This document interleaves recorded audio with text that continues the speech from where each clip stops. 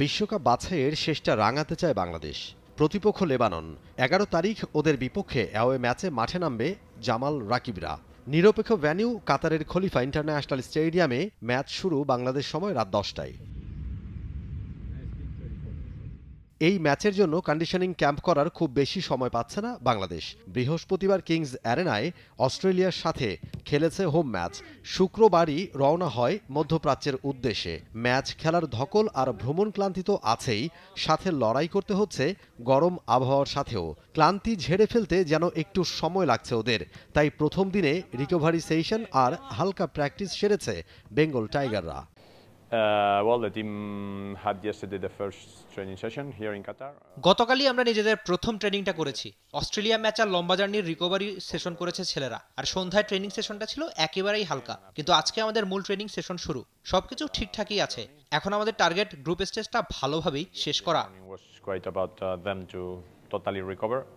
লেবাননের বিপক্ষে ম্যাচটাই এবারের বিশ্বকাপ বাছাইয়ে বাংলাদেশের শেষ ম্যাচ। আর এবার বাংলাদেশের একমাত্র পয়েন্টটাও ওদের বিপক্ষেই। প্রথম লেগের খেলায় কিংস অ্যারেনায় লেবাননের সাথে ১-১ গোলে ড্র করেছিল লাল সবুজের প্রতিনিধিরা। তাছাড়া ম্যাচটা হচ্ছে নিউট্রাল ভেন্যুতে।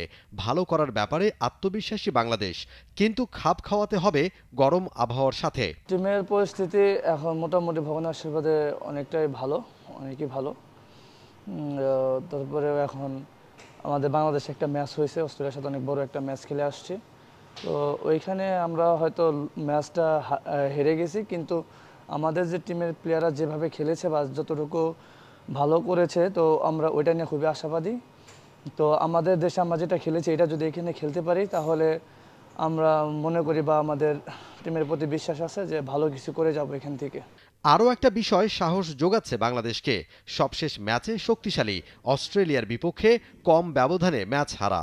অ্যাওয়ে ম্যাচে যেই অস্ট্রেলিয়ার কাছে হেরেছিল ৭ গোলে, শেষ ম্যাচে সেই অস্ট্রেলিয়া দিতে পেরেছে মাত্র ২ গোল।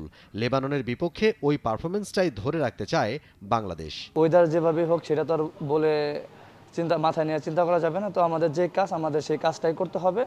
তো আমরা যে লক্ষ্য নিয়ে আসছি, আমাদের লক্ষ্য একটা, যে লক্ষ্য ওই লক্ষ্যটা যেন পরিপূর্ণভাবে করতে পারি বা সফল হতে পারি। কাতারের ওয়েদারের সাথে একেবারেই অপরিচিত নয় বাংলাদেশ দল। দোহায় এর আগেও ম্যাচ খেলার অভিজ্ঞতা আছে ওদের। মমিন Rohan, T Sports. For more updates, subscribe to our YouTube channel and click on the bell icon. Follow us on Facebook and Instagram. Download T Sports app to enjoy exciting games and highlights. Visit tsports.com.